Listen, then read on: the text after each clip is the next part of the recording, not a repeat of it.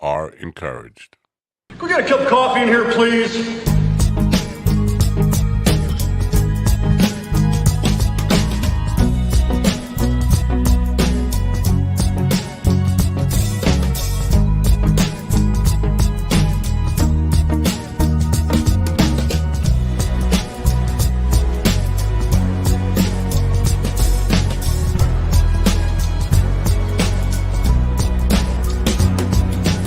Damn good coffee and hot. No, it's not.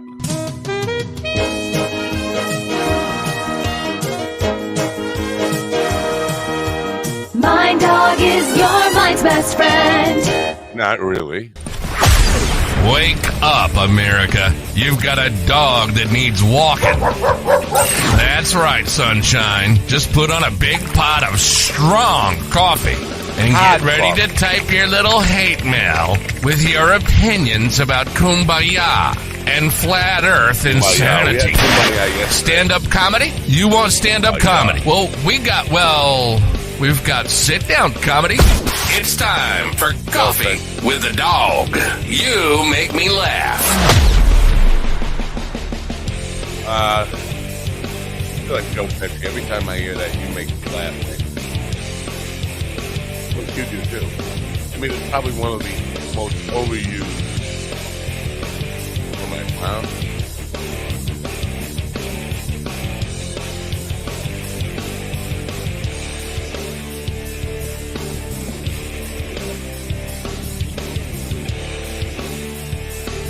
All right, man. I wish I could use that music in the Neil Peart piece I'm working on later today, because it reminds me of Rush. Good morning, folks. America, Canada, any place that speaks the language that I speak, which is New York, Brooklyn. Good morning, Brooklyn.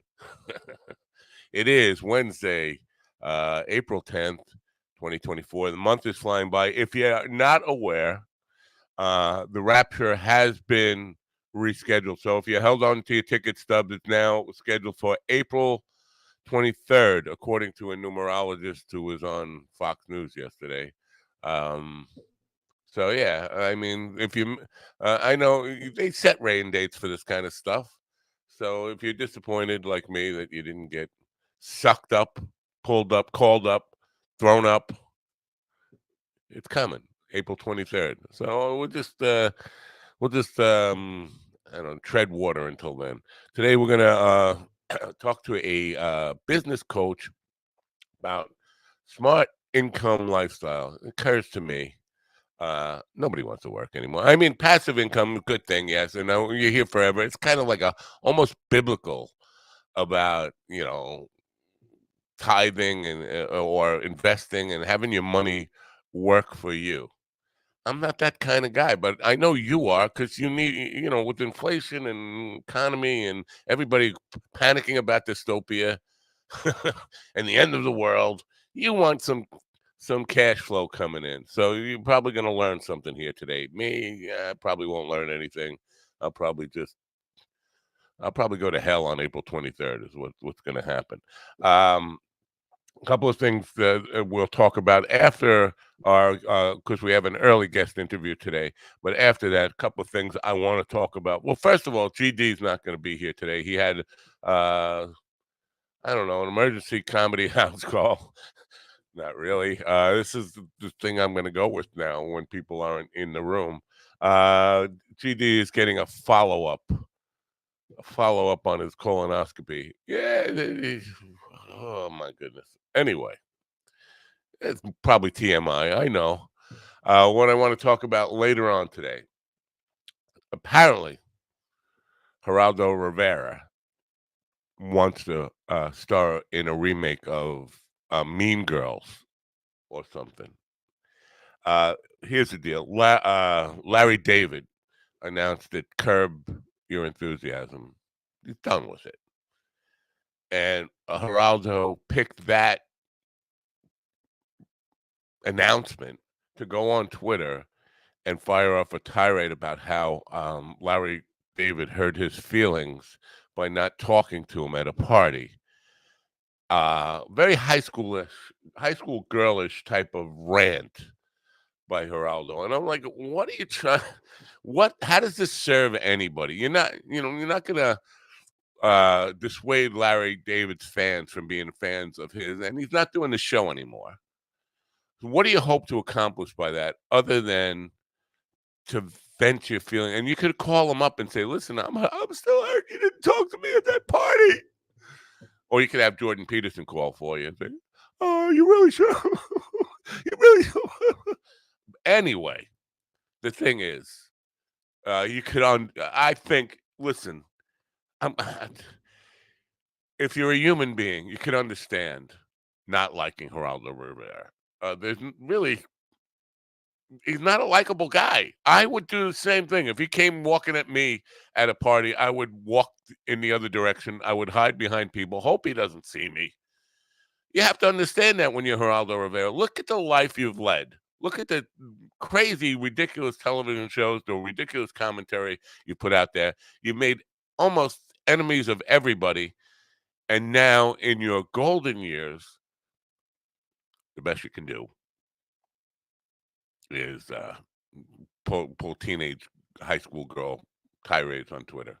Another thing I wanted to talk about yesterday, and that was one of the things I wanted to talk about yesterday, but we were so hung up on Kumbaya and how to fix racism and all that kind of stuff that we just did not have time for it. But Missouri is getting ready to kill a guy, execute a guy who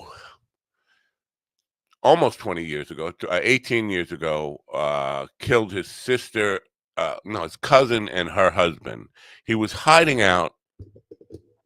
I'm just prepping the story for later.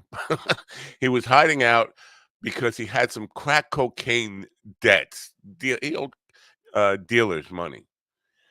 And he was hiding out at his cousin's house. And on a crack, no sleep bender, 3 days with no sleep, just in a psychotic haze, shot his cousin, I'm sorry, and her husband, and has been in jail on death row since 2013.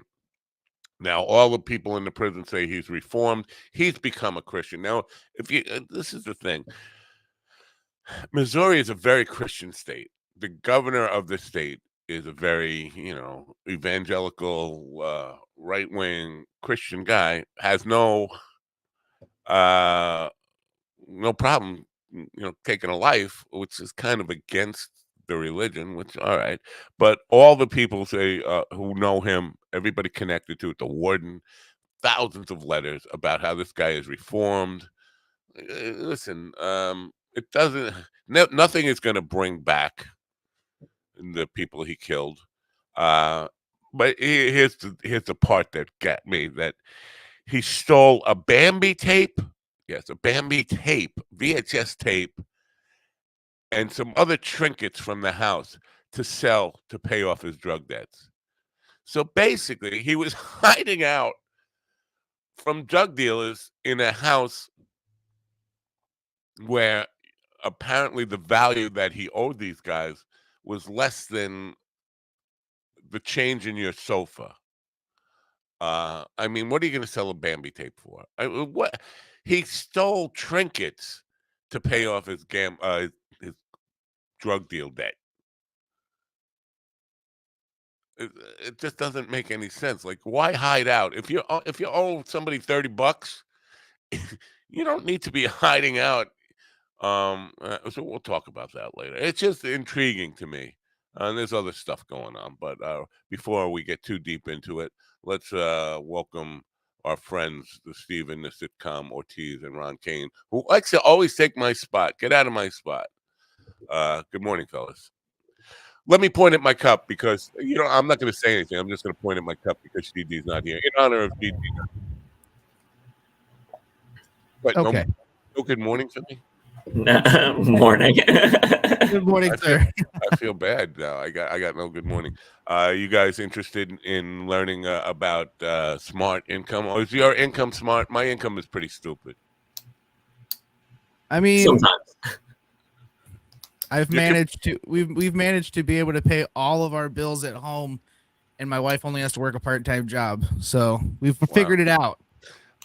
You have to lose your legs. You know So what? that's the first part. My wife quit her job 8 months ago and has been living off of her investments in Bitcoin and crypto. Wow. She Okay. trades it like every day, but she's doing well with it That's uh, awesome. so far.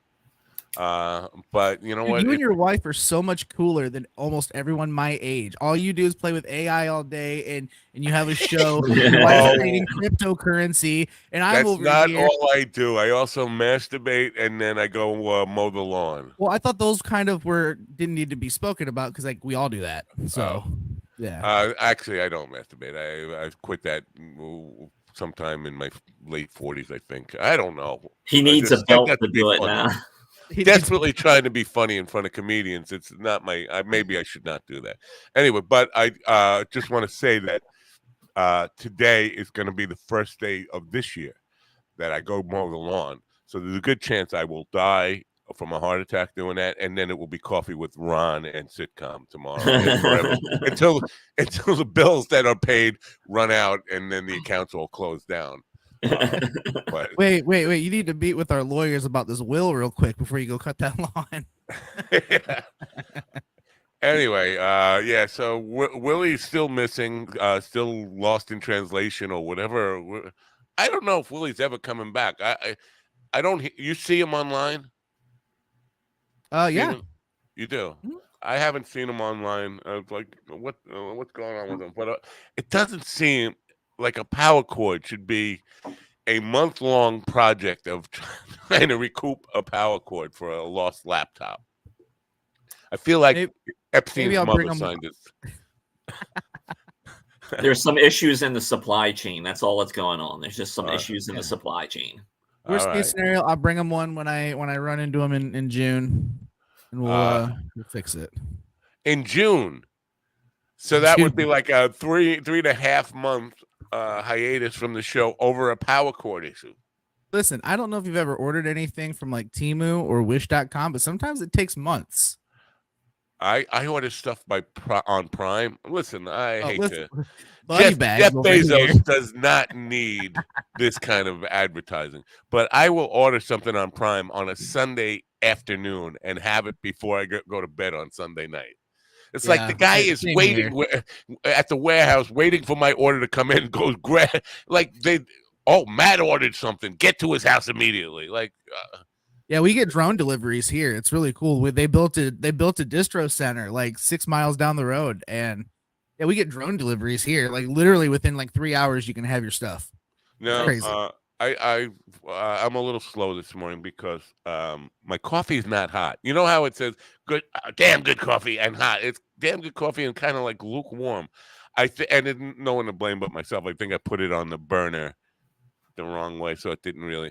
But so I'm a little slow in noticing this. You look like I don't know. You look like I don't know, cleaned up, like you're ready for your Marine recruiter or something today. What's going on with you? Haircut? What is it? I just put on a shirt and a hat. Oh, change the hat. Change the hat. Put on a shirt and a hat. All right. He's usually shirtless. You just can't tell. I know. Yeah, well, it's usually this hat normally. Oh yeah. The other hat, I like the other hat better. You look, I don't know, you look. Oh yeah, you definitely look like a Marine with that hat on, or something. Like I don't know. That or you're More having like the Army National Guard at best. I think it looks like you're running some type of meeting on the weekends that you can't tell a lot of people about. Right. Well, I can tell a lot of people, just not a lot of certain people. Okay. I swear to God, man, we have the meetings, all right. We get the Bud Light out. We get ourselves some smoked brisket, all right. And then we tell them colored folks to beat it. You know what I'm saying? We don't. Terrible. That's awful. Yeah. Ron, do you want to share anything about what happened yesterday, or you're keeping that under wraps until? I mean, were you successful, or do you feel like you were successful? Do you make inroads with this venue, or you don't want to talk about it? Just you don't want to. No, I think I made some inroads. They're interested in doing something. It looks like it'll probably be like a Thursday night show, the way it's looking. That's good. Thursday's a good night, man. Thursday is the night when my it's almost 30 years ago now, when we were doing Thursdays through Sundays. Thursdays was probably one of the biggest nights because people, I don't know, and of course things have changed economy wise and all this stuff. But people were just primed for the weekend, and for some reason, they get a jump on it. Thursday's a night to go out, but it's a kind of an early night too. They want to be home in bed by 10 o'clock, 11 o'clock, something like that. Yeah. Dystopia. Last night I had a author on he's a former vet. He's a vet, not a former vet. Once you're a former Army guy, and he's written about dystopia, and a lot of the authors I'm interviewing are really fascinated with this idea of dystopia. And of course, the news is pushing this idea that the world is coming to an end, or we're just living in chaotic times. Things will never be the same. I'm old, but I remember 1968 when people were getting assassinated left and right. RFK's father, RFK Jr.'s father, Martin Luther King. There were race riots in the street, people protesting the war, people getting shot on campuses for protesting. We've been through this before. I think it's cyclical. But I sit by the theory that the world is just as bad as it's always been. The only difference is we get to see the bullshit in real time versus waiting 2 days for the newspaper to come, right? Like, yeah, right. There's no, in fact, like when the earthquake happened, I saw it on Twitter. No, you saw it right here. Well, I saw it here first, but as soon as you said something, I went to Twitter, right? And it was already being reported in real time before the news even posted about it. So I think that's the biggest difference, especially for older folks who are saying the world's shit. No, it's just shitty as it's always been. You're just finding out in real time. But I don't think the older people. Maybe I'm wrong about this. I'm wrong about so much, but I don't think the older people they don't even know what the word dystopia means. I think I don't know. Gen X is hung up on this whole. I guess to you that's older people, right? The Gen X is, but boomers and real boomers, the original boomers, are the people I talk about when I'm talking older people. And I actually still know some people from the Greatest Generation, the World War II people. They're still hanging on by a thread, but I will be playing for some tomorrow afternoon. Respect. Anyway, we're gonna learn about smart income lifestyle, and then we'll have plenty of time to talk about all these kind of crazy things. I want to talk about the Arizona full abortion ban and what the Republicans are. How they're trying to spin that right at this point. Like they lobbied for it, and now they're like, "Oh, that's a bad idea. That's a terrible idea." Hey, if you hear any noise in the background here, it's just because we're performing abortions in the living room today, just to help people out. It's not in Arizona. Yeah, it's just a hobby for me. It's just a hobby. Yeah. No, you know what? Somebody back in the day, somebody heard me talking about doing autopsies at a show because that's what I was doing at the time. And then he said, next day on Facebook, he said to me, "Is that your job?" I was like, "No, I just do autopsies nobody does it just for fun anymore." That's the problem. Well, hey, if you're doing abortions in your living room, I do OBGYN work as a hobby. So if you want to send them over here after. Oh. Yeah, man. Oh no. All right, let me play a commercial, and then we're gonna meet our guests. In video, you know about in video. It's the place to go. It's getting me. I tell you what, got me 2,000, not 2,000. How many? 900. I'm a little bit off. 900 new subscribers, but it's growing my YouTube channel. I've only been using it for 3 weeks. It's a powerful tool. If you have a YouTube channel, especially, I'm sure it works on Facebook and Twitter and all those other things too, but YouTube especially, it's been doing really good work for me. Check it out in video. Hey there, fellow content creators. Are you tired of seeing your YouTube channel growth at a snail's pace? Well, I've got some good news for you. InVideo is here to supercharge your channel growth.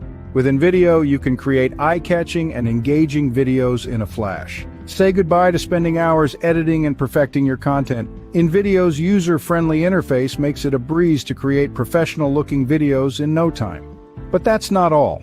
InVideo offers a treasure trove of customizable templates, so you can easily tailor your videos to your unique style and brand. Stand out from the crowd and leave a lasting impression on your viewers. And the best part, InVideo is not just a video editing tool, it's a one-stop shop for all your YouTube needs. From creating thumbnails to adding subtitles, InVideo has got you covered every step of the way. So what are you waiting for? Give your YouTube channel the boost it deserves with InVideo. Join the ranks of successful content creators who have used InVideo to skyrocket their channel growth. Trust me, you won't regret it. I already regret it. I'm regretting it as I'm looking at the blank screen here. There you go. Our guest this morning, George, is Hannah. Now, that's a plural first name. I know, it's George with an S. George's, like there's he's several George. George's Hannah is a business coach, founder of Smart Income Lifestyle Incorporated, an expert in sales, marketing, and business development. He's also an expert in real estate investment and has created Investors Magnet Challenge to help portfolios owners and people involved in real estate raise capital and attract more investors. Let's meet him. Good morning, George's. Where's Good the other morning. Georges? It's a I joke. only see one George. It's many of me, but it's written in the French. So in the French, the S is silent, and Yeah. so yeah, Oh. I didn't recognize that until like later when I moved to Canada. So now George I and George both work. Well, I appreciate you being here this morning. Smart income lifestyle. I have very dumb income, but somehow I met. Somebody said to me yesterday that at this point in life, and it's so confusing when they use this language. They said, in order to retire comfortably, like comfortably is a relative term. You need $1.6 million in the bank or liquid at this point. And I'm like, you know what? I retired comfortably with $1.6 in the bank. So it's all a relative term. When you talk about smart income, it seems like a lot of people just don't want to work anymore. Like, even though I'm retired, I'm still working, but I'm doing what I love. I'm not doing what I I'm not working for somebody else, and I'm doing stuff for for what I want to do. This whole idea of smart income, is that necessarily passive income? There are like two different levels of income. Like when it comes to money, we have direct income and we have indirect income. So people focus a lot about how to generate money from what they do. So direct income, when you do something in your business or in your job.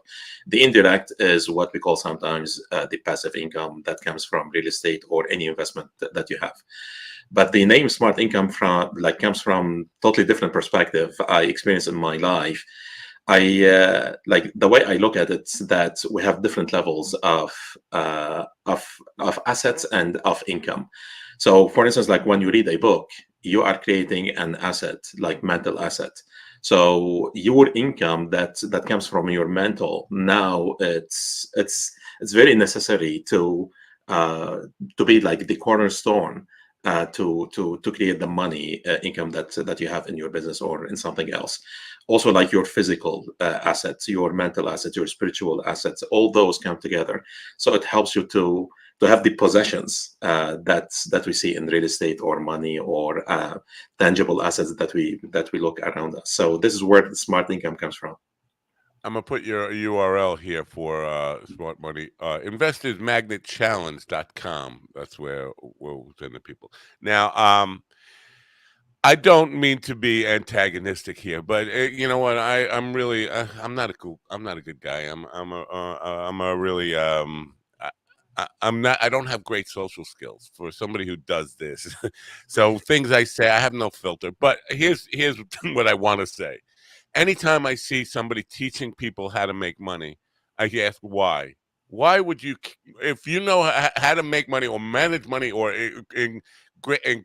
grow wealth, and why would you want to teach that to somebody else? Wouldn't you want to keep that secret like Ron Kane does?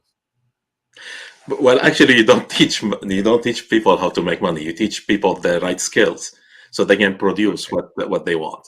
So But you're money. creating competitors for yourself, aren't you? Or in some way, like There's enough money on this planet that every single one on this planet could be a millionaire. But the problem is, Uh, I think like they asked Warren Buffett about that. They said if you distribute all the money equally to every single one on this planet, he said like in 2 years the money goes back to that 1%, because 99% of people on this planet, they are not ready to keep that money, and like to at least to have the right mental skills and the right skill set to make that money work for them. So money is just so a measurement, is not the goal, and we don't teach people how to make money.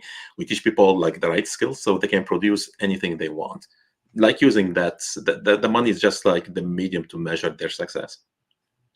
I see. Well, thank you for that. You know what? I think there's probably a lot of truth to what you said. If we distributed all the, and I know it's not your quote, but it's a Warren Buffett quote. But I do think, like I used to be a fan of back 100 years ago. There was a television show called The Millionaire, and it was about giving $1 million to people, and when $1 million was a lot of money.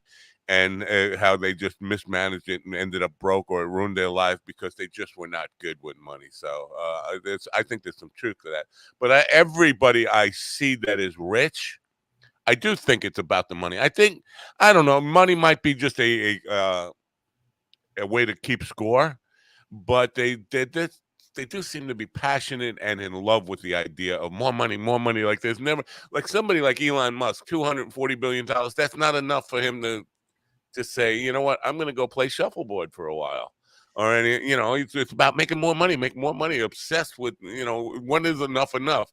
Is there a point in life where, okay, that's enough, or do you got to Well, make till you die? like the way we put, like we go in life, we progress every single day. So if I would say that money is the measurement of what I do, the success of I do, if I progress every single day, so I'm going to produce more money every single day. There's no limit to how much you can produce until like you leave, or I leave this planet. So the notion that whether people are greedy or like we have all those like sometimes wrong thing about anything that goes around wealthy people and money, like those people, they knew something that we don't know.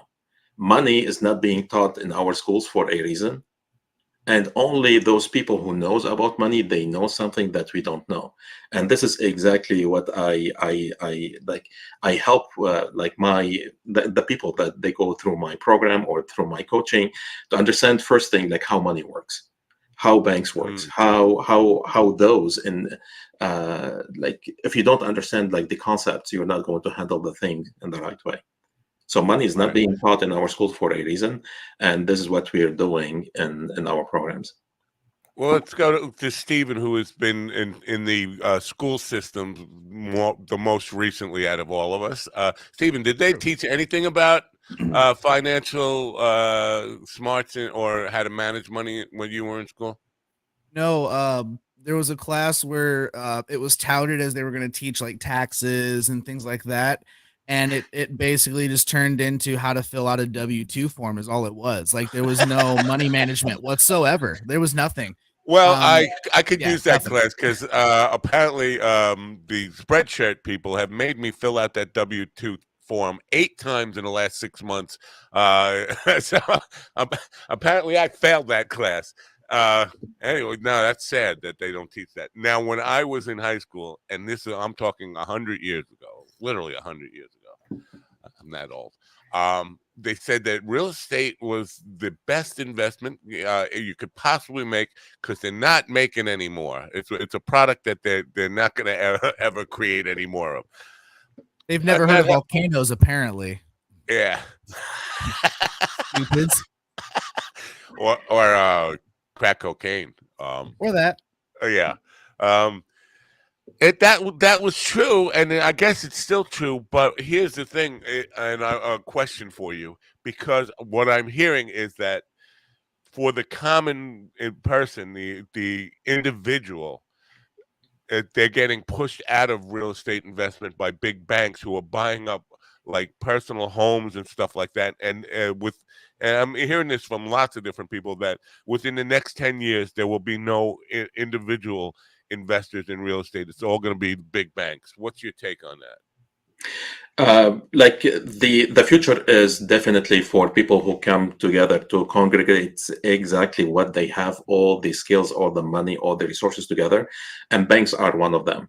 So when we create the investors group or investors club, we are helping people to bring like together their money, their skills, their resources, so they become their own bank. So we know like more banks how they work, but we still have like private equity firms, we still have like funds firms, different legal entities. But those people, what they do, they create their own bank. They come together with all those resources to buy real estate or any other kind of businesses. There are lots of funds and private equity. They buy, for instance, all the plumbing services in a certain city. So why they do that? Because they can bring all those resources together under one roof. So they have like more customers, they have less expense on the supply and the system and things like that, so they can leverage. So the future is definitely for leverage, for leveraging the resources. Money is one of them, and definitely banks, they already have this leverage, but the opportunity is available for everyone. No, I want to bring just to go back for a second. When we talked about like financial stuff not being taught in school, School. what it's so easy to say that now looking back on it, but what 17 or 18-year-old wants to learn about financing? And on top of that, what 17 or 18-year-old is really going to retain any of that stuff? Hugh, Yeah. that's my answer. Yeah. Before, I almost think, I mean, it does make sense to teach it, but then on the other hand, it almost makes sense like if there was some type of program like after you got out of high school where you could just enroll, and it's not, nothing like high cost, but just something that's intensive for like a day or two and just like basic math or basic financial life skills. I still think if they taught it a little bit though, like because as soon as you get out of high school, you can get credit cards, you can finance a car, you can destroy yourself in that first year of being an adult. So if there was Oh yeah, some for sure. warning outside of parents, which obviously parents should play a part in that, but outside of parents, there's no one telling them, hey, don't do this, and Yeah. it's and I mean we've all fallen prey to it one way or another, especially my generation. A lot of us were screwed from the get-go. Let me just the richest guy I know personally did start investing in real estate at 18 years old. He's my age now, and he's I mean, like I can't even guesstimate how rich he is, but it's in the hundreds of millions of dollars. But at 18, like right out of high school, I think he applied for one of these or went to one of these webinars, no money down seminars, and became a rental. I don't want to say slumlord, but slumlord. Uh, basically having these low income rental properties, but having lots of them and all that income working and then buying more properties with that money. And now he's worth a gazillion dollars. So there are a few people that definitely grow up with this idea of getting rich as a goal. Because I can't see that being a slumlord is fulfilling on any kind of spiritual or creative level at all. Like, what do you Speak want to for do with your yourself. life? Speak for yourself, Matt. Oh, okay. You want to be a slumlord? I want to be a slumlord. But there is that aspect of it. But Georges, what do you the no money down real estate investment, is that still a thing, and is that really a way out of poverty for people? Definitely, like with the right knowledge and the right skills, definitely you don't need money.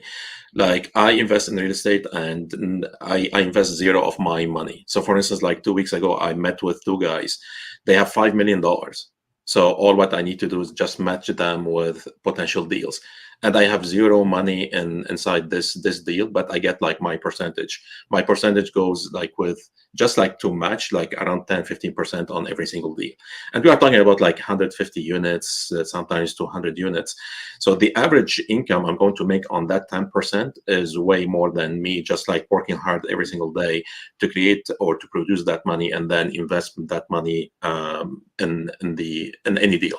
So the idea behind real estate is you don't have to have everything. You leverage what you already have. So you have the skills to connect people, you do that. You have the skills to develop or to do renovation, so you focus on that. The importance is how you can bring people with the right skills, the right resources like money, and the right audience. Because for me, I don't do the actual renovation. I don't like it. I like to connect people. So my focus is how I can leverage the other people, money and audiences, how I can bring that cash into those deals. So definitely OPM or other people money is still in there. And you also on the top of the OPM, you need to leverage the OPS, other people skills, and OPA, the other people audience. If you just like learn that, and now on YouTube, it's just like you go to YouTube, you don't have to invest, have the money to learn about real estate. On YouTube, there are like tons of resources that you can learn at no cost. All what you need to know is just like how I can put those like kind of things in very a clear, easy way to implement. And with doing things, you can find your way. I've heard that mechanism that you just described. There's a couple of guys with $5 million looking to invest, and you help figure it out for them. Now that always fun. First of all, how do you find these? Yeah, and I'm not saying for me, but for people, I'm sure this is a question. People, how am I supposed to go find guys who just happen to have $5 million to invest and need somebody? They can't figure it out for themselves. They can't have their personal assistant or their secretary or whatever do the research work and do the work for themselves. I'm supposed to find, for lack, and I apologize for having no filter again, but a couple of idiots who can't figure out how to do it for themselves, but they happen to be rich. Yeah, you understand what I'm saying? What do they need me for? No, but remember, like people who have money, they don't have the time to do the actual work of real estate. So those people, most of the time, they are lawyers, they have companies, they are doctors. So they have the money. They don't want to do the work. Some people, they already have the money and they can do the work. So the market is super diversified when it comes to what you can do. But for people who don't have the money and they want to make money through real estate, at least they need to develop the right skills in like how they can do it. Because most people, if I ask, like in most of my sessions when I coach people, I ask people who believe knowledge is power, and everybody raised their hands, correct? But my second question is, what if you have the wrong knowledge? And this is the problem, and this goes back to the problem of schools. If you look at the professors of finance, for instance, at any university, what they teach you about money, but open up their bank account, they are broke. So it's like someone has a heart attack and you go to a heart surgeon, and this heart surgeon will have heart attack every single day. How are we going to trust that person? But when it comes to money, we trust those professors because this is how the system is being laid out by someone hidden on the background who wants to have the 99% of people as consumers. So this is why we are talking about people like sometimes they are losers, or they don't know what to do, or they are just like dreaming about money. But the problem is they didn't have any chance or any choice for having the right knowledge, and that the right knowledge to put into action so they can produce what they can produce. And I was there for 38 years of my life, because I kept digging deeper. Like I created lots of success back in my life, but in 2013 I lost everything. Like literally, I went flat in the ground, like no penny in my pocket. But after that, I started I wanted to find the answers. And now with the internet, lots of people, they are teaching those stuff. But most people, they are afraid to invest in themselves to get the right knowledge right now. So everybody also, they are being programmed like free is everything. So if you're not willing to invest in yourself in the right program, like the first program I paid for, it was 13,000, and I didn't know what I'm going to get out of that. And this is where exactly I learned about real estate. The second program, 16,000, and this is when I learned more how you can talk to people like online, how you can literally pass the right information to them so they get excited on your offer, so they join you on your investor group, for instance. So it's scary, like when you want to step outside your comfort zone, but you have to do that leap. And like at the beginning, like you start talking about Christians, and lots of people, they label themselves as the Christians, but they don't live the life of being truly Christian. So I lived my life as a Christian for too long, and I didn't. And it was just like label, like under my name. Oh, I am Christian. But literally, if you want to live as a Christian, you want to progress every single day. So this is where it comes from. Like one of my best verse in the Bible is the verse, or the story of the talents, and that tells you that every single human on this planet, we have to progress every single day, and this is the purpose of being human. So if we don't progress, like this is just like we are on, like in contradiction, like on conservation. That's literally, this is the end of. Uh, we don't know what to do next. So people get frozen for the years. They don't know what to do. But the best thing they do is they have to have like this leap of faith. Go invest in yourself, and you start to see your results at totally different levels. All right, you opened up the door to a couple of things that I think are relevant and important. First of all, the idea of being penniless or down, totally broke, and you know, we have lots of people in the arts in the audience, and they understand being totally broke. Somebody I know, who I've had on the program, Dave Stewart, who was flipping Boston. Basically, he was a fireman who was a drinker, and you know, a heavy drinker, and basically down to nothing, had no money, not two nickels to rub together, um, and put himself into debt. Like when his girlfriend at the time put the course on her credit card, it was like a $25,000 investment for him to get started. Now he's a billionaire. That takes a leap of faith, especially with somebody who has been burnt by. Because I get offers all the time for this system is great to work, and I'll be honest, I bought into them at least a dozen times over my life, and then they didn't work. And now the next time I'm going to get one, I'm just saying this is just another waste of money that's not going to work, and all that kind of stuff. The leaf of, so determining what system is really going to actually work for you, and where it stopped becoming a pipe dream, and or you know, somebody else's um you know, pot of gold rainbow that worked for them, but it's not going to work for me. That whole idea. What do you say about that? Yeah, definitely. What I would say, and I paid big price on that. You get the advice from the someone or the one who achieved what you want to achieve. So you don't get the advice of being a millionaire or a billionaire from a broke professors at university. Definitely, you're not going to learn it. So if I want to be a billionaire, I don't go and take the advice of a millionaire.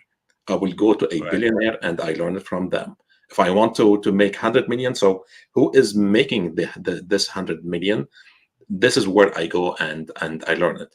So if I want to make money with impact, I go to someone who is making money with impact, not like someone who's making money and greedy.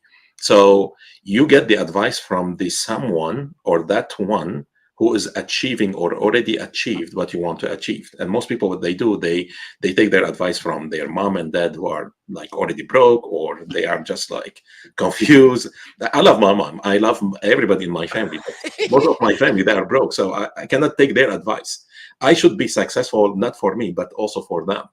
So now I can teach them how they can be at least abundant, wealthy, start to making more of what they already have.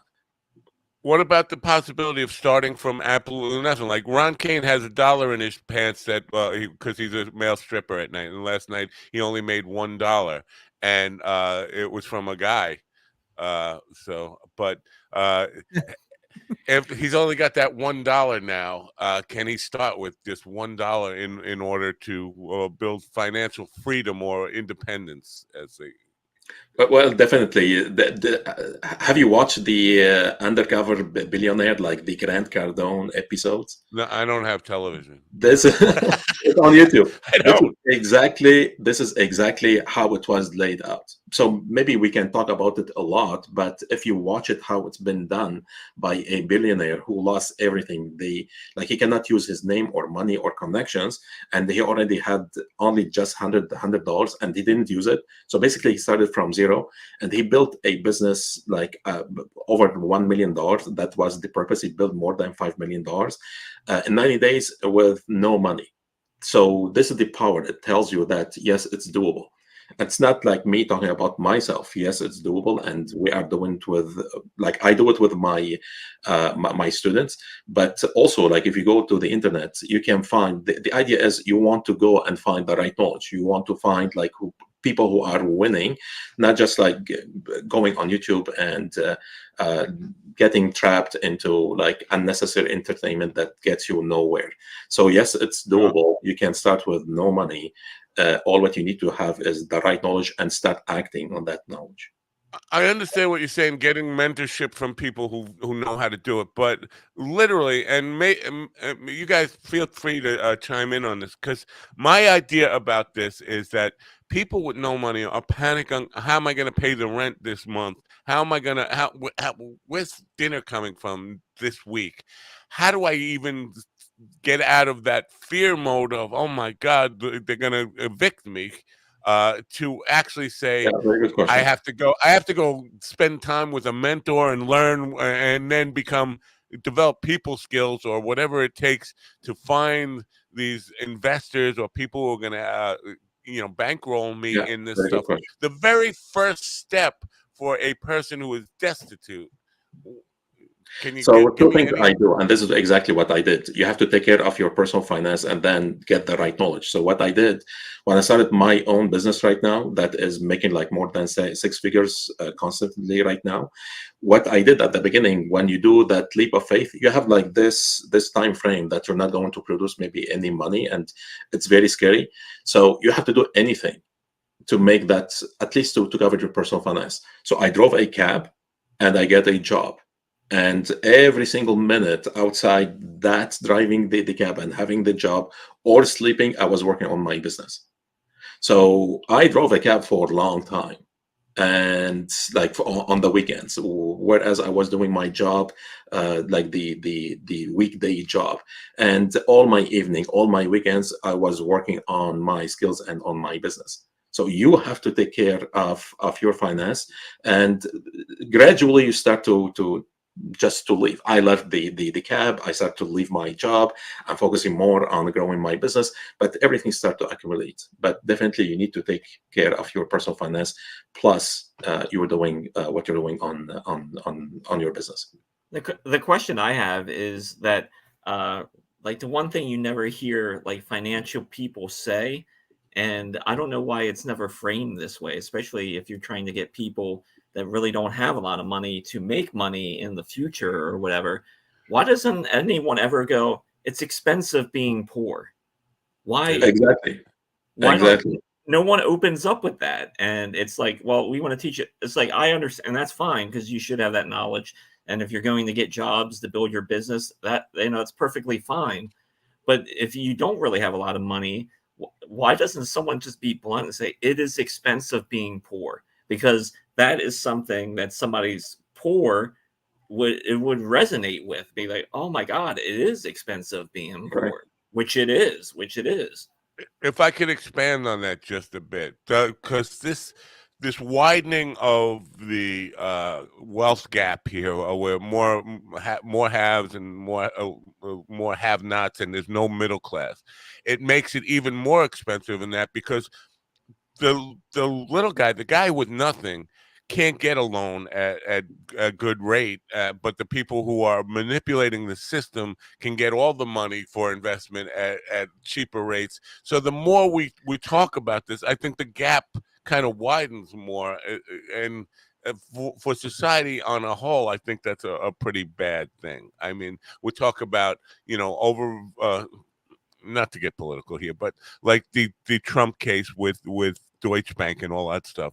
People call that a victimless crime, but it's a very victim full crime when you look at what manipulating the system to be corrupt, to give to want to incentivize people to overvalue for purposes of a loan and then undervalue for taxes. The banks are playing into that, so that the little guy can no longer get a loan at a decent interest rate. You have to be very wealthy and have to kind of let the banks know that you're a kind of a shady dude, and then they'll say, "Oh yeah, we can play with you." So I think that what Ron says is it definitely is getting even more expensive to be poor to start out, and that's part of the problem, is digging yourself out of the hole in the first place. I think, and we talked about giving money to everybody, and they would, but I think if you dig yourself out, if you can actually get out of the hole for yourself, you're more inclined to stay out of the hole than if somebody just gave you $1 million. What's your sure. take on all that garbage I just spit out at you? Yeah, like I always ask my students like this question. I say, like, when you go to the bank, how many products the bank will have, or how many products a bank usually have? And usually the answer is, oh, they have like hundreds of products. But actually, the bank has only two products. They have products for consumers, and they have products for investors. When you are a consumer and you go to the bank, you get loans and line of credits and credit cards. You talk to someone who is just trained to help you get money to spend. That's it. And if you are an investor and you go to the bank, you meet like totally different kind of people who can help you get the leverage and the money that you want to create what you want to create. My question is, for people who are listening and they want to do something, how many times did you go to the bank and you presented a business plan about a real estate or a project or a business that you can tell the bank, like, this is what I'm going to grow with your money, so trust me on this, let's grow it together? And the question could be, or the answer could be almost like very few. Yeah, or not. Most people, when they go to the bank, they go just to spend. It's like, now I'm 47 years old. I call my mom, like, Mom, I need just like some allowance. Like, she should like kick my butt and say, go work, go do something. But the bank, they don't do that. They act like your mom. Oh wow, they for sure. Let's give you like this line of credit. Go spend it, and later on, just like pay it back. This is why, yeah, being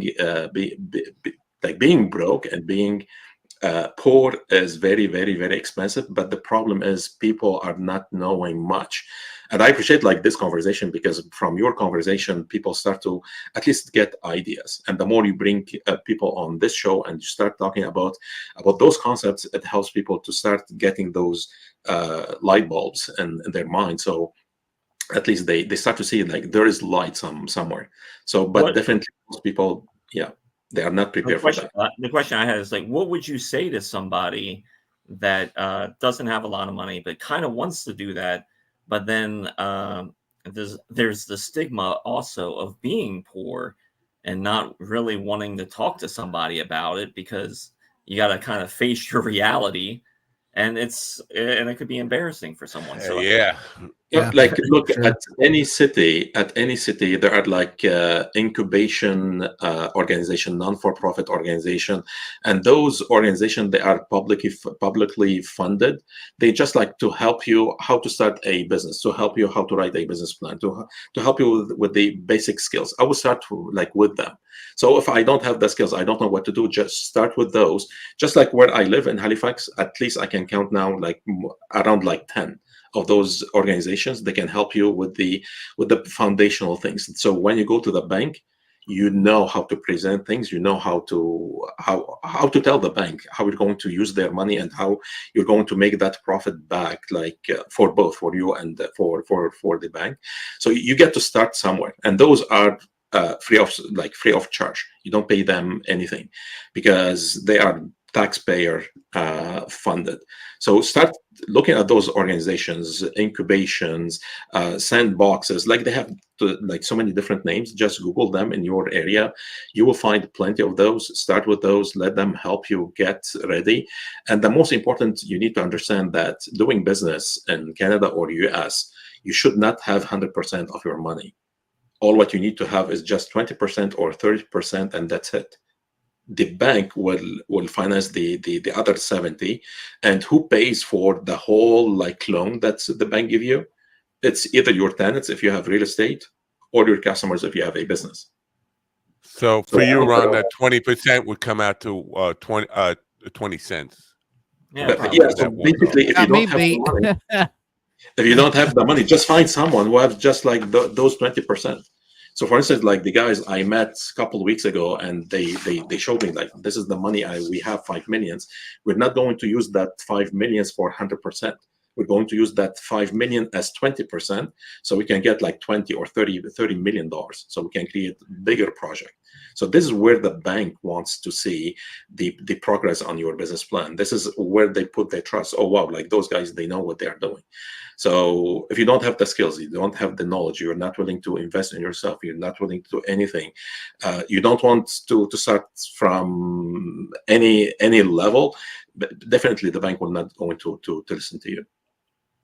Um, Now, the Investors Magnet Challenge, how does that work exactly? Is that a class? Is it a webinar? What exactly Now, is that?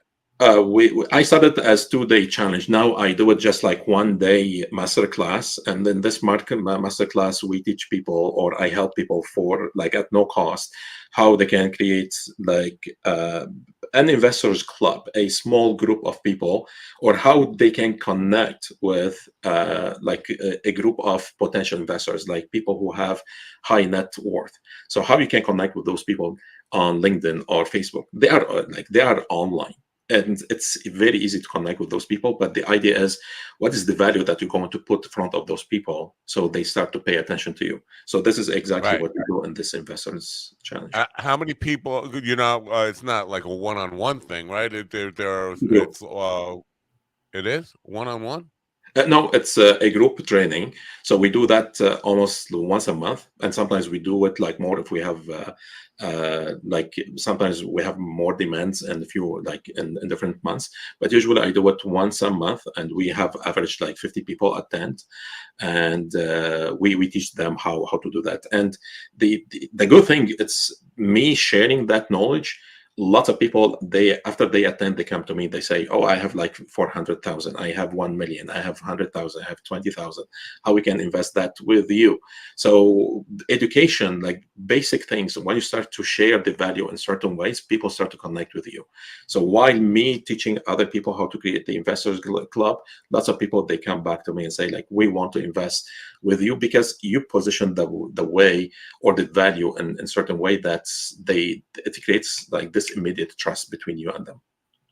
So it's not just real estate stuff. It could be applicable to any kind of business, like I a focus on real kitchen. estate as an example, but you can apply the same concept in any type of business. Some people I they like.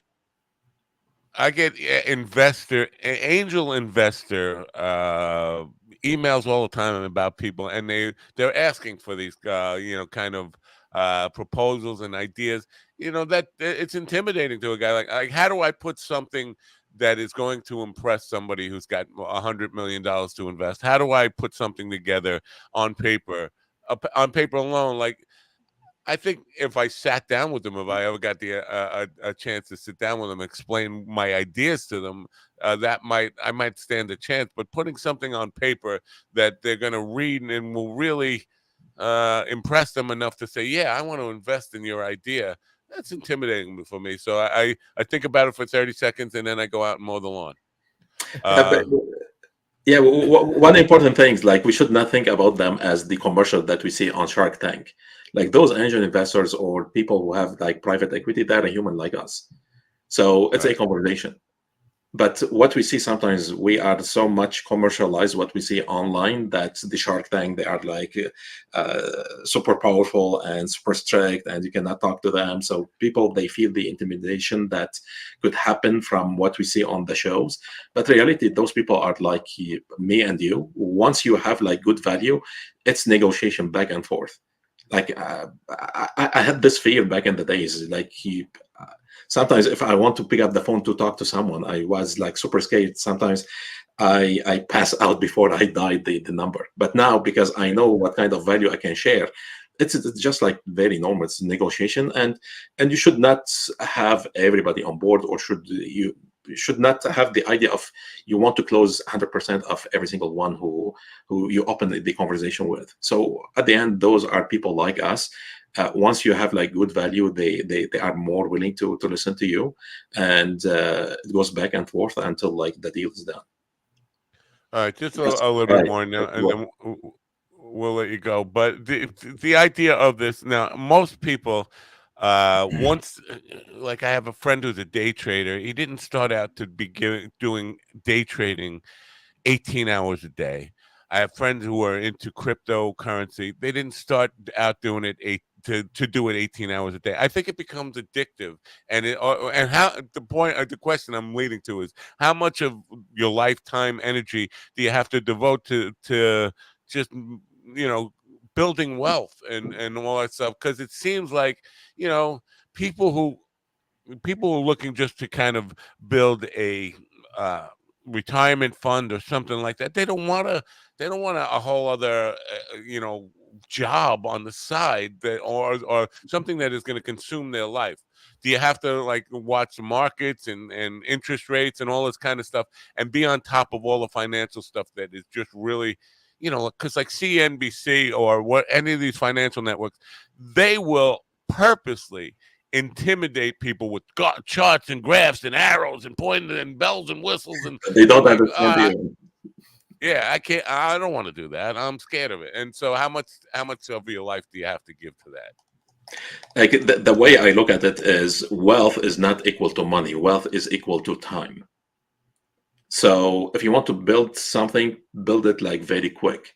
Don't stretch things like for 20 years or 30 years or 50 years. And this is the wrong concept that we get like about work all your life and then retire at 67 or 65 or 70 or whatever, like when you retire. No, when I need to do something, I want to retire in 5 years. And this is what I do. I put all my efforts in those 5 years to produce what I want to produce. So after 5 years or 7 years, uh, I already have the money that I want. I already have the assets I want. I already have I reach my goals that I want. Most people, they stretch the time so much thin because sometimes they want to be comfortable, they want to be lazy, they don't want to do the things, and this is where they pay the highest bills when it comes to retirement. They try to retire and they cannot. They try to enjoy their life and they cannot. So time is the most important component when it comes to building wealth. So make it as fast as you can. Put all your efforts day and night. I like my day today started at 4 a.m. Do I Oh like to my wake up goodness. at 4 No, a.m.? no, no, no. Yeah. See, my I'm audience doing is not getting up at 4 a.m. They 9 a.m. I'm is doing it difficult because enough. I want to create that as fast as I can, so I can enjoy my time with my kids, with my wife, with my family. So it's I appreciate the that. decision that people take. Yeah, I Okay. have a question for you. It's kind of like financial slash entertainment. Uh, did you watch that movie, Dumb Money, about the AMC stock? No, Dumb. I The barely watch opposite of what we're movies. talking. I was just curious to get someone like your opinion on Like, that. AMC what it stock. talks about? What's that? What is it about? Like exactly? If you don't mind. AMC stock. I'm guessing you're going to tell me it's tanked, but no, maybe I'm Well, wrong. no, like a year or so ago, or 2 years ago, there was a guy and all these small mini investors using like Robinhood or whatever. screwed these Wall Street guys because everyone kept pushing the AMC stock because the Wall Street guys were trying to tank it. So this guy is like, no, I feel like the stock is better. And all these people got together and created this havoc, and they actually had to shut Robin Hood down, and it was a whole they did the same, and then the similar thing happened with GameStop stock. Yeah, right. The famous story, correct? Yes, yeah. I remember the GameStop one. Yeah. This is going to be our homework now to check out the movie Dumb Money if it's on streaming networks, and then we'll talk Netflix, about I that believe. on the show. Now, before I let you go, now the Investor Magnet Challenge. So the first step for what they go to the website is there like a consultation form, or I mean, they have to. Do they have to pass any kind of like test to be to work with you, or you just accept anybody? Just put your email and you're good to go, or just send me a message like my on my Facebook, on my LinkedIn, Coach George Hanna, and I'll be happy to get you inside. And it's free. Well, we appreciate you being part of the program, and I'm sorry if I said anything offensive to you, but that's who I am. I'm an offensive kind of guy. But I do wish you great success, and I hope people will take advantage of it, especially people who are, they want to build wealth for family reasons, or generational wealth, or whatever their purposes are, or people who are trying to get out of poverty. I support anybody's efforts in that. It's a difficult thing, and I know a lot of people struggle with it. So hopefully, some people will take you up on it and seek you out. And good luck, man. If there's anything we can do to help with this along the way, just drop me a line. I'll definitely do my best to kind of let people know about whatever you have going on. Thank you so much. Thanks for having me. I appreciate that. Bye for now. Yeah.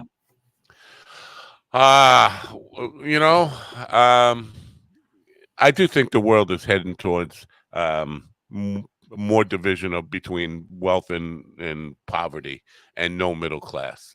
And I do think that in some way, these people who are manipulating things, like talk about the banks and the real estate stuff, are going to leave everybody else, because rents, if everybody becomes banks become property owners, they have the power to say, you know what, your rent is not going to be $1,000 a month or $2,000 a month. And it's going to be $5,000 a month. And you're going to have to work every hour at your Walmart job possible. And then those people, they get stuck in that mindset. Yeah, I got to work 2 jobs, both husband and wife working 2 jobs. And I don't know where we're heading with all this stuff. But and you see it everywhere, even like with especially in the medical field, like dentist office now, who used to be, their own private practice.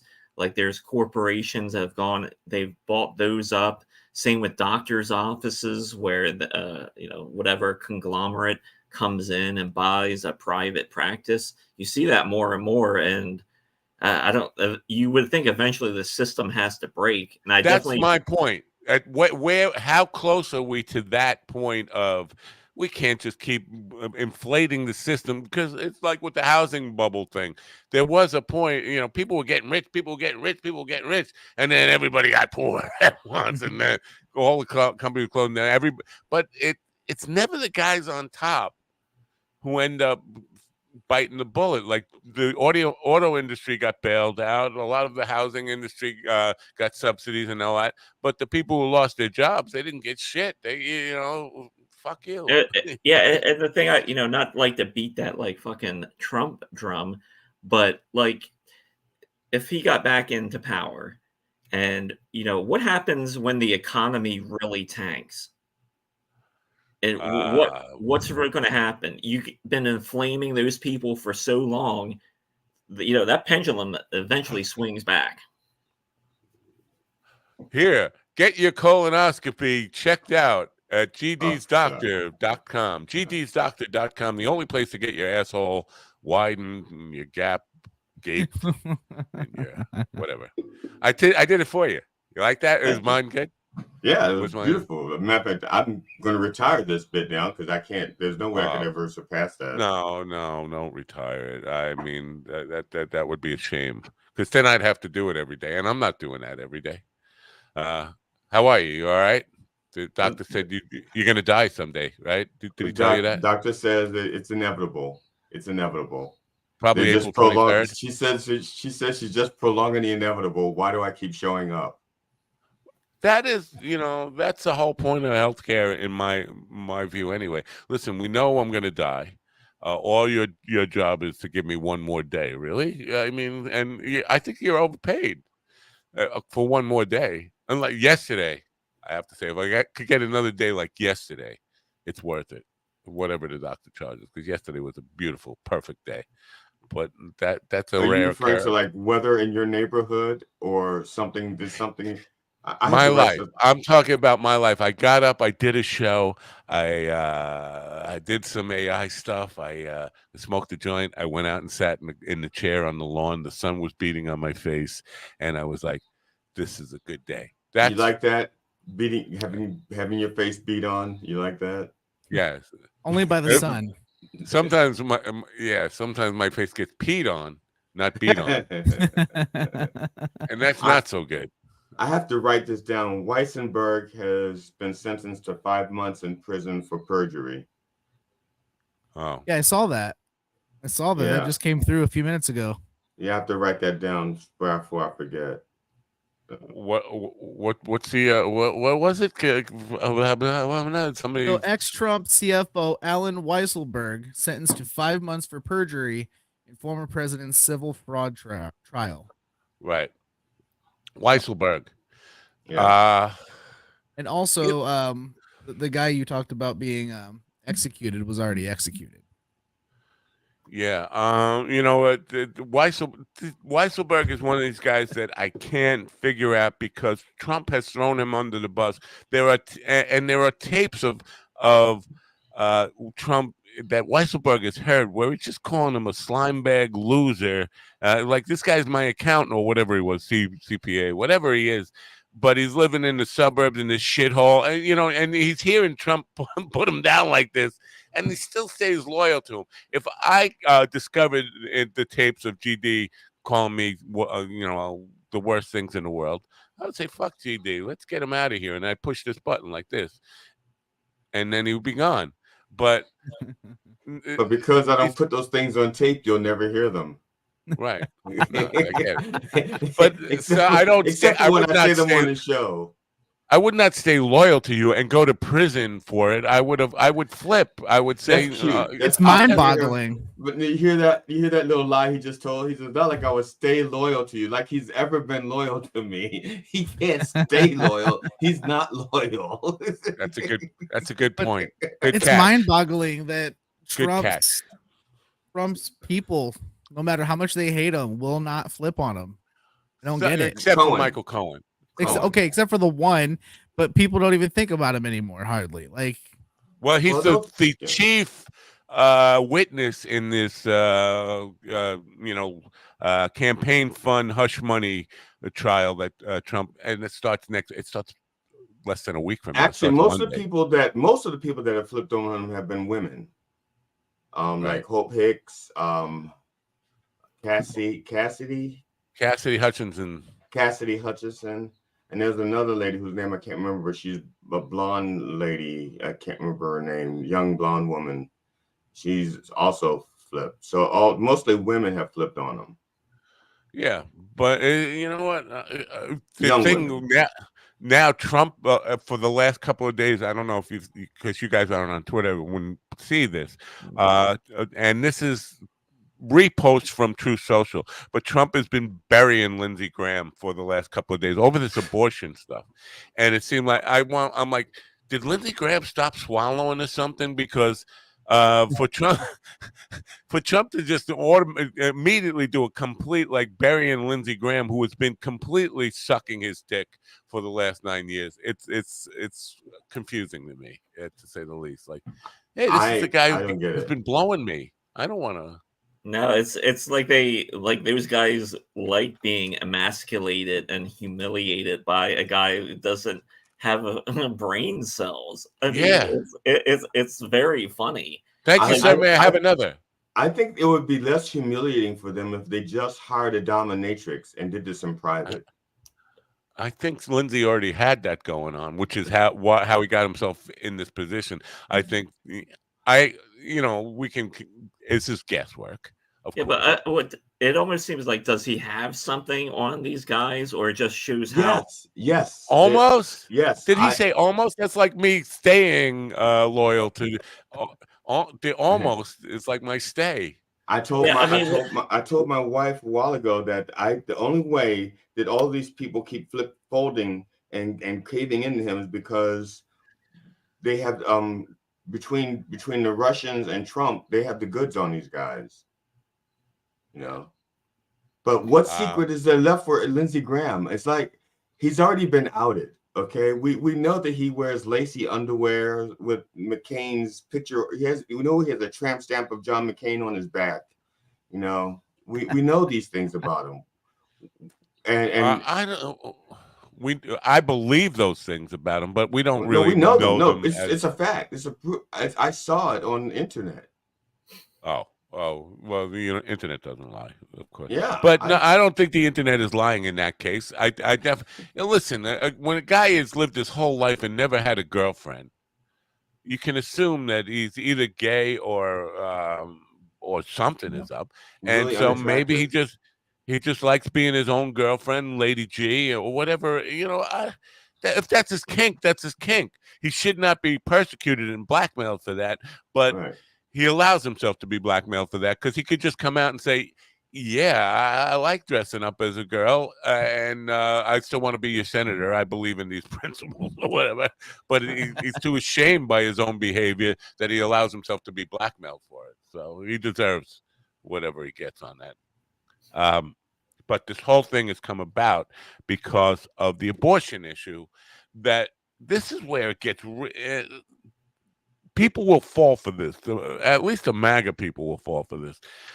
Trump is saying now that he does not want a national abortion ban. They just passed an abortion ban in Arizona that is almost a complete abortion ban. He finds out that that's a really unpopular thing. So now even the Republicans in Arizona are turning against that state's thing, and Trump is coming out and saying he doesn't want a national abortion ban. It should be up to the states. That's what he's saying in order to try to get elected. But it's not just an abortion ban. This is an abortion ban based on 1864 law. Right. Yeah, and this is what scares me because there's some states like Mississippi, or is it Mississippi, and I think North Carolina at a few years ago anyway, it may have changed it by now, had laws on the books about segregation still. In other words, if some fluke got overturned in the Supreme Court, I could wind up, if I'm visiting the wrong time in North Carolina, Mississippi, I could wind up being a slave again because, like, some places, slavery has not been taken off of the books. Let me just say that you are safe because people know you're a shitty worker, and but other black people might end up slaves. But you'll be like, he'd end up costing me more, even free labor from that guy. No good. Well, I've been saying ever since they fucking reverse Roe versus Wade, like I've been telling dudes is like you should be against it because this is just stepping stones that these fucking religious minority freaks, that minority part of that party, want to be in your bedroom for some reason, and they want to be in their like kids' bedrooms, like the Q anal people. I mean, when you're talking about kid touching that much, you are probably a kid toucher. You're hiding something because when someone comes out full force like that, they're always the ones that get caught. It's like the guys that like, I'm a family man. But then, at night they're swallowing loads in some hotel. Right. Now, Ron, I have to in their defense, sometimes it's not a hotel. Sometimes it's a truck stop. Yeah. So I don't think you should be profiling like that. Some of them don't have those standards where they're in a hotel. Yeah. Some of them are like in the back of a church. Some of them are in a pickup truck. So I'm just saying you owe them an apology. And you should publicly apologize. Yeah, we like to swallow loads, then we go into the truck stop and pick up a nice hot dog. with another load. Oh boy. Boy. Now, now the MAGA people and the right-wing media are doing a victory lap over Trump saying that he doesn't want a national abortion ban. It should be up to the states, as if, because they say that that's taking the teeth out of the Democratic argument that Trump wants a national abortion ban because he said he doesn't. And I like, do But you he said he remember the did. He said he Right, did he for said he 16, did. 16 weeks. Yeah, but all that. I mean, the bottom line here is, you remember the three judges he appointed? How in front of the Senate, they all swore that they did not want to overturn Roe v. Wade, and then based on that, they were confirmed. And then, as soon as they were confirmed, they overturned Roe v. Wade. Well, I think technically what they said was Roe v. Wade is settled. It's set, yeah, set law. It's settled law. Yeah, Yeah. settled law. Not that they didn't want to overturn it; they just wanted to unsettle it. Right. So basically, the point I'm making is, they lie. So just because Trump says he doesn't want a national abortion ban doesn't mean he doesn't want. Trump said on national television that women who get abortions should be arrested. They should be punished. Well, I think all you have to say to somebody is like, well, if you're actually a true Republican, you would be against it because conservatives are supposed to be about personal freedom and not big government coming into your life. And this is big government. So Republicans, I don't know why you keep swallowing Trump's terrible loads because he can't handle accountability. Make up your choice. Do you want to swallow loads or, live your They life? swallow loads in the name of freedom. And as long as that freedom tastes like Trump, they're okay. They're definitely worried about.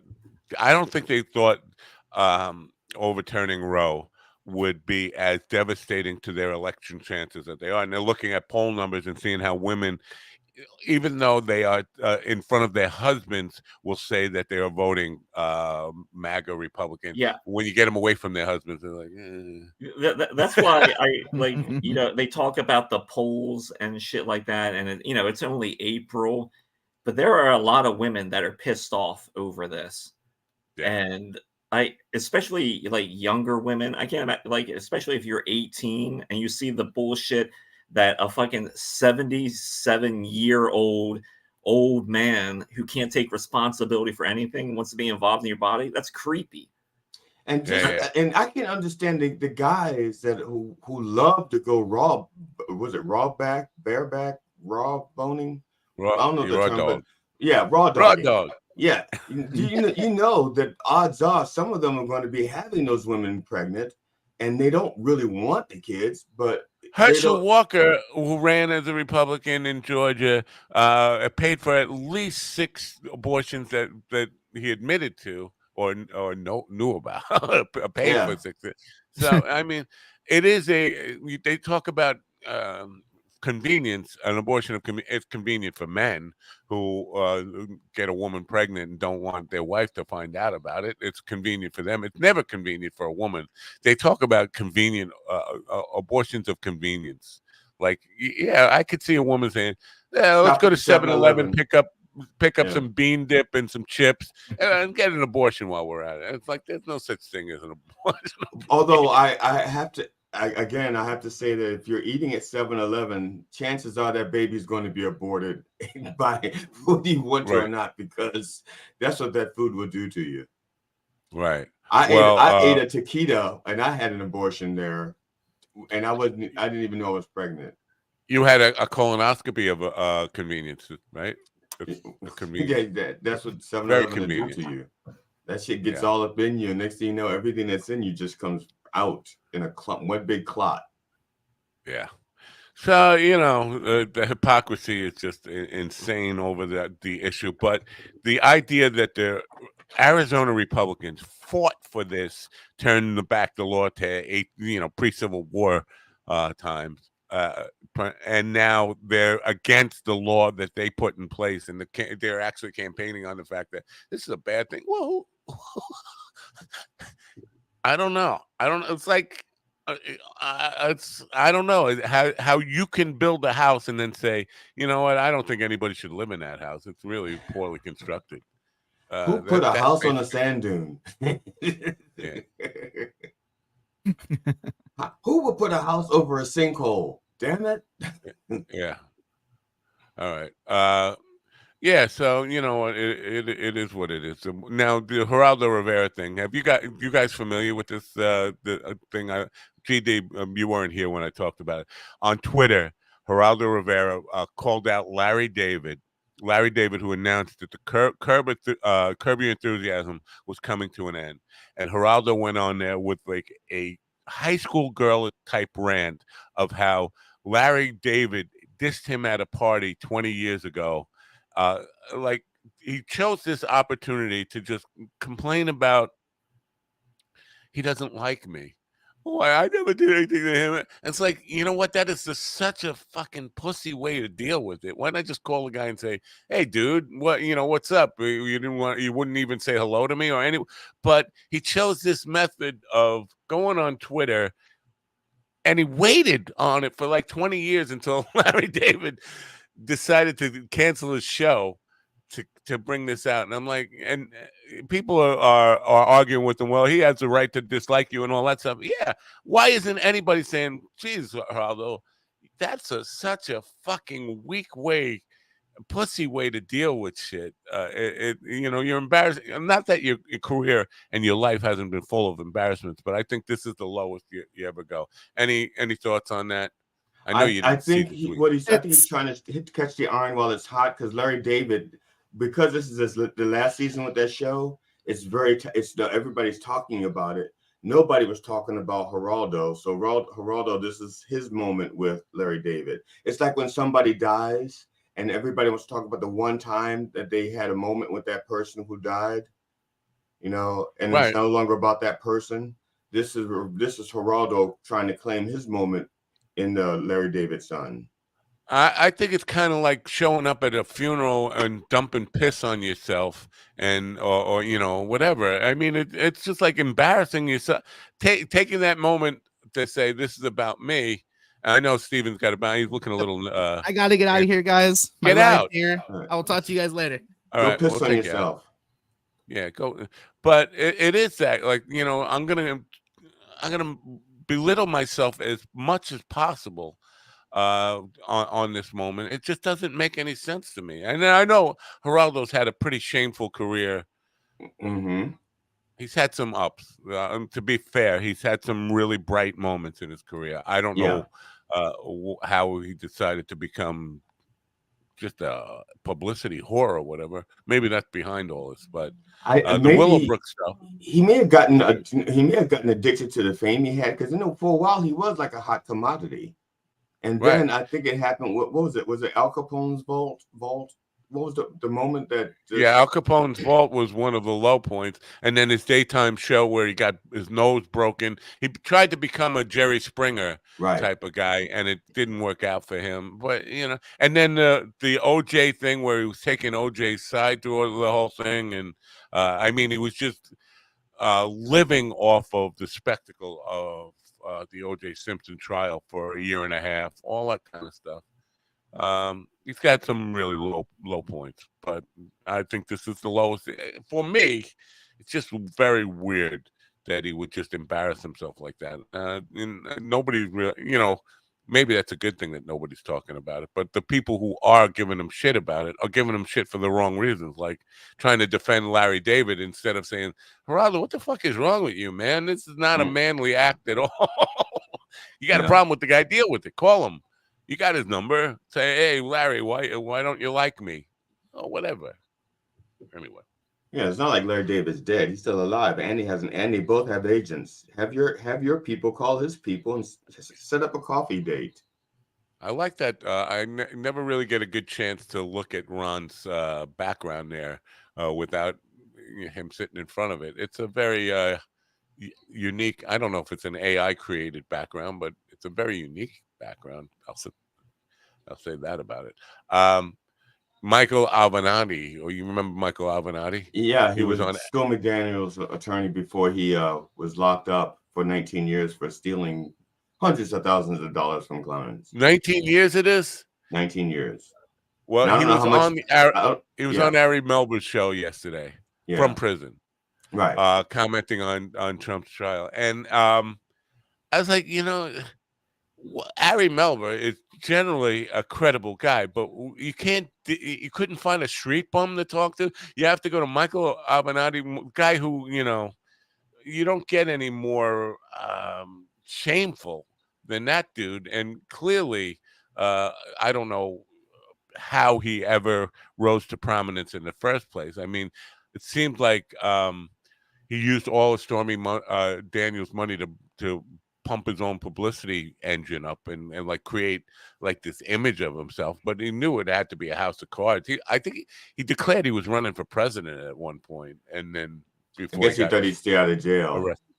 That doesn't work for everybody. That doesn't work for. But I tell you now, if I'm ever in a situation where I have to go to court for anything, I'm going to immediately declare my candidacy for president, and from that moment on, say it's a witch hunt. I didn't murder those children with my car. I wasn't totally drunk. I was only half drunk or whatever. And I'll start just like with January 6th, how when it first happened, the right was going, that's Antifa, Black Lives Matter. Oh, well, if he did it, he had a good reason to. Oh, he did it, and he's fine. It's not a crime. How that whole evolution. That's how my court case is going to evolve. If I'm ever in trouble, I'm running for president, and you can just watch my story evolve. I don't have a license. You don't have the right skin color for that, GD. You can't do that. You don't have the right skin color. No, I figured it out. It should be a little redder. I was going to say, I will just use my green screen, and I will be a different complexion altogether. I think I got a little color yesterday, a little red from sitting out in the sun. I'm not sure if it's just from staring at the eclipse. I got some sun. That was it. But the not Michael Avenatti, the Ari Melber thing I don't think like Michael Avenatti is like a sensational enough guest that it's going to make or break your show or get, be a ratings boom for you to get a guy on for prison. And this is my question, because Melber is probably at this point one of the most credible people left on MSNBC, somebody worth listening to, who is actually intelligent and fair-minded and not like pushing bias all day long. And then he goes on and has a guy like Michael Avenatti on from prison. It's like, what the fuck are you thinking, man? I mean, I think he's trying to catch lightning in a bottle again, like he did with Peter Navarro. When he interviewed Peter Navarro, he caught lightning in a bottle, and a lot of that. And so I think he's like, I like this. I like the lightning in the bottle. Let me see if I can catch some more. Who is being ignored? Who can I talk to that nobody's talking to? Yeah. Well, I don't watch it anyway, but I like Ari. I've watched him in the past on clips and stuff, and thought he was a very thoughtful and genuine guy. But then he pulls a stunt like that, and it's like, Michael Avenatti, really? Why do we give this guy a microphone? It doesn't make sense to me, and a lot of things don't make sense to me in this world. So that's just one. Yesterday, they were making I think the New York Post did this. They found Gene Hackman, who was 94 years old. They found pictures of him coming out of a gas station convenience store, and they were making a big deal that he was wearing the same clothes that they saw him in 3 or 4 weeks ago. Like, listen, 94 years old, I think you would be okay if you wore the same clothes every day. 94, but to say that, well, it's the same outfit he was wearing 4 weeks ago, like that's a big deal. Like his life is falling apart. Look at poor Gene Hackman. Like, the guy's getting comfortable. He's 94 years old, but it was making rounds like a social media thing, and people are picking on Gene Hackman. He doesn't look like Gene Hackman, by the way. If you look at the images, I'm saying, are you sure that's Gene Hackman? Well, I mean, he's 94 years old. I mean, what do you want from the guy? Right. Exactly. I mean, God forbid I live 94 years old, I would be wearing the same diaper every fucking day. It would never get changed. Well, I remember a few months ago, like when he popped up and because he was like at Wendy's going through the drive-through getting something to eat. It's like, yeah, he's a 94-year-old guy getting some fast food. What's he supposed to do? Yeah. Looks like he's still smoking cigarettes from the picture. He's carrying a cup of coffee and a Salem's. I mean, as far as the wearing the same outfit, like if I go to the store and I find something I like, I have like 6 pairs of black jeans that I just use for comedy, and I'll have like 7 shirts that are the same. But to be honest, my closet is about 8 feet wide. I only, as far as my arm reaches, that's all the clothes I wear. Okay, I only wear what I can reach. The other shit, I don't even know if I can fit my ass into those pants anymore. I don't even know. Does your imaginary wife, like my wife, insist I give clothes away, and she's always trying to, give it to the, whatever the foundation is that comes and takes your old clothes and gives them to people who are less fortunate. My wife is doing that to me 3 times a year, and I always have to say, no, not that, not that, don't know that, and then I don't wear it anyway. It's just like I got a closet full of stuff that I can't give up, but I'm not going to wear it. Well, I have pants that I thought that I might be able to get back into. And it's like they're like maybe only like an inch or 2 short of meeting at the buttonhole and the button. It's only like an inch or 2 away, and I'm like, I put it. So those are on hangers, but the hangers are on backwards like this, so I just can't pull it this way. So all the pants I have that don't fit that I think that I might be able to get into one day are in a section unto themselves, but and all the pants that I have that I can still fit. They're in a different section, but again, if I can't reach that far, to be honest, the only thing that I put that's in the back of the closet that I actually have to reach for, and I will work my way back there, is my suit jackets, because I've always kept them in the back. Yeah. And I mean, for being I think just as men, we just get comfortable, and you only wear so many different shirts and things like that. You're like, I like this shirt, so I'm just going to wear it. And then you wear it until it dies. I had a shirt from North Carolina. It was from a restaurant called Edisi. I can't remember. It's some guy, but some famous guy from Ethiopia. I can't remember his name now, but it's a beautiful shirt. It has like a pop art picture of a lion on the front, and then on the back it says "God, was it ajiri? Whatever the food is or the bread is, I can't remember what it's called, but it asks if you got that." And I wore it so often. I had it for so long that it started to get little tiny holes in it. And my wife went to North Carolina and she bought me 2 more of those shirts, so I can because I really like that shirt. Now I got 2 that I can wear in public, and one that's a pajama top, but I really like that shirt. Wow. Wow. Yeah. Tucker Carlson is, I guess people just realize it's not really about him. It's about Kill Tony. And I know, GD, you're not really familiar with Kill Tony. Ron, you're familiar with Kill Tony, right? Yes. Yep. Kill Tony's, isn't that the sequel to Kill Bill? It's a sequel to Joe Rogan. Different. Okay. It's a comedy club podcast. It's done live from a comedy club where people go up and they have to kill Tony in 1 minute. And they had Tucker Carlson as one of the comedian judges on this thing. And he has no sense of humor. Exactly. And he has that really ridiculous laugh that it's just like fake and just annoys the hell out of people. But so, and this is kind of a thing now, is where people don't consider their audience, because the audience for Kill Tony, even though they might be somewhat conservative, they're comedian, it's about comedy, and Tucker Carlson is the doofiest bow tie wearing loser, just happened to get adopted by the right family with billions of dollars schmuck that he's not a likable person. So a No. lot of Kill Tony's audience are basically not boycotting him, but saying that, you pissed off your core audience. Never a good thing to do if you're in show business. It's just, Well, I mean, yeah, they are doing that. They're doing that show in Texas, so I mean, that's really like pandering to that room or that area, possibly.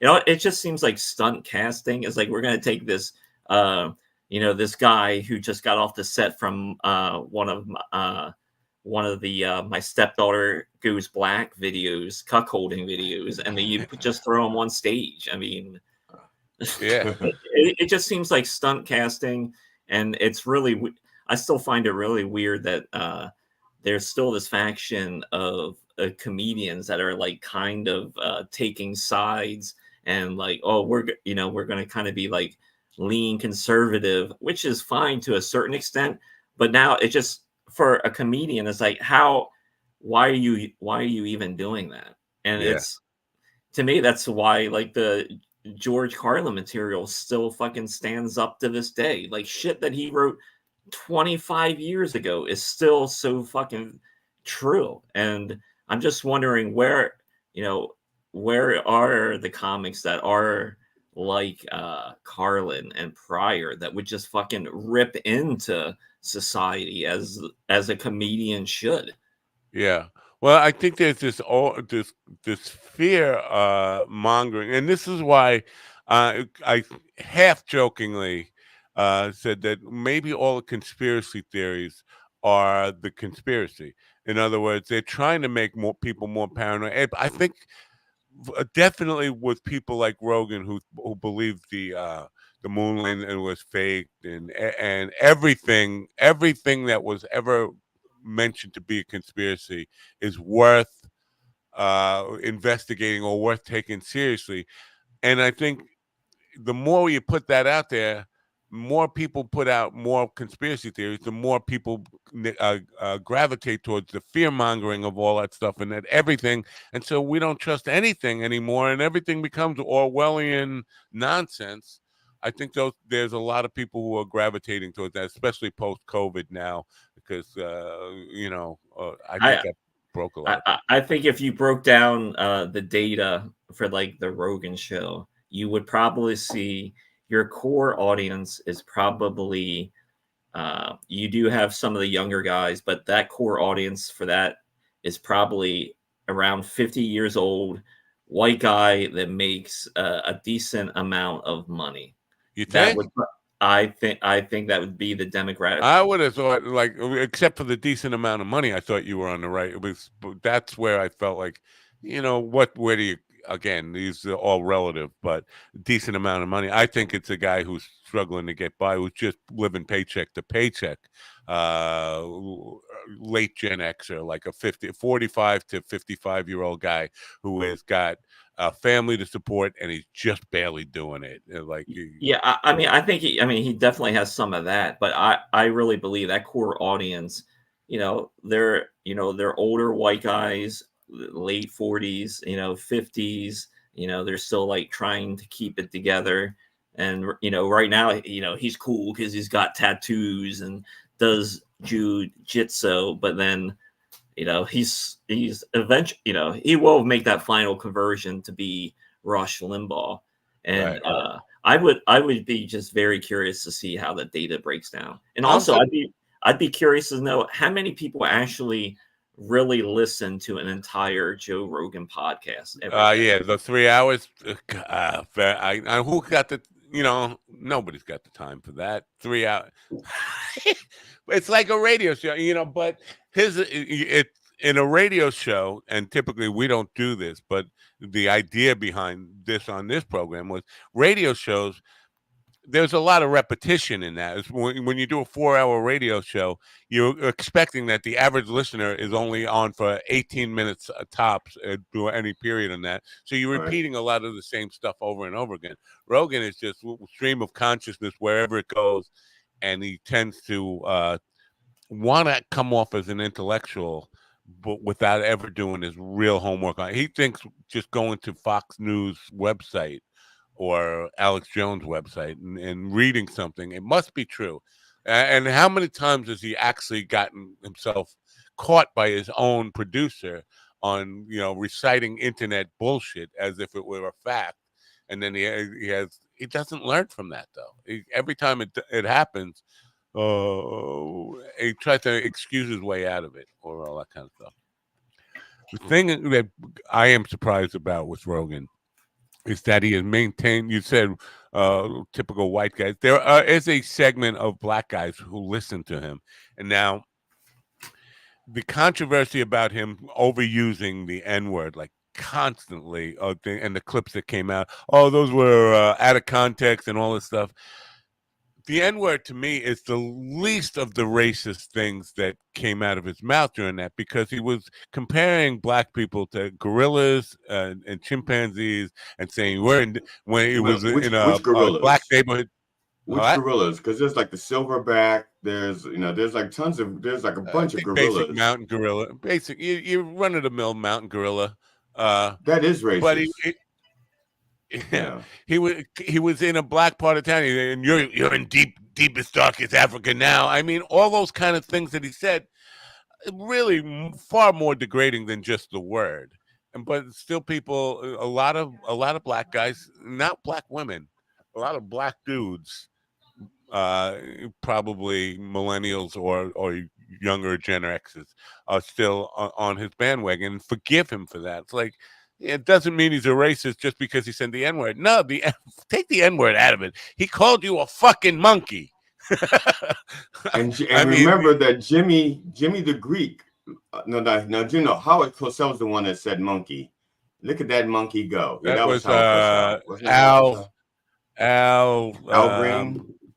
No, he was a Dodgers. Well, right. And like Howard Cosell called him a monkey. Look at that little monkey run. Right. That's what I was talking. Yeah. And also, though, to somewhat be fair, is like during that time, like especially late 80s, 90s, and early 2000s, white guys could say the N-word, right, without really like any repercussions. Because I mean, the old, the Stern Show in the late 90s and early 2000s, they were using it heavily. Yeah. And it's just, now that's, it's evolved, and, once we unionized. Yeah. Once the blacks unionized, we had to still, cut that shit out. You're still free to say it, but then at the same time, it's like, is it worth it? Even like from a comedian standpoint, it's like, if you're a white guy and you have a joke that would have the N-word is it really that funny? Right. Or is it even worth pursuing at this point in time? Because it's not like the late 90s anymore. What are you trying? What are you doing? Well, but somebody like Quentin Tarantino could use it freely and never really have to deal with anything, because people are just used to him doing it now. Yeah. Speaking of Quentin Tarantino, did you say goodbye to Govs? I'm doing it right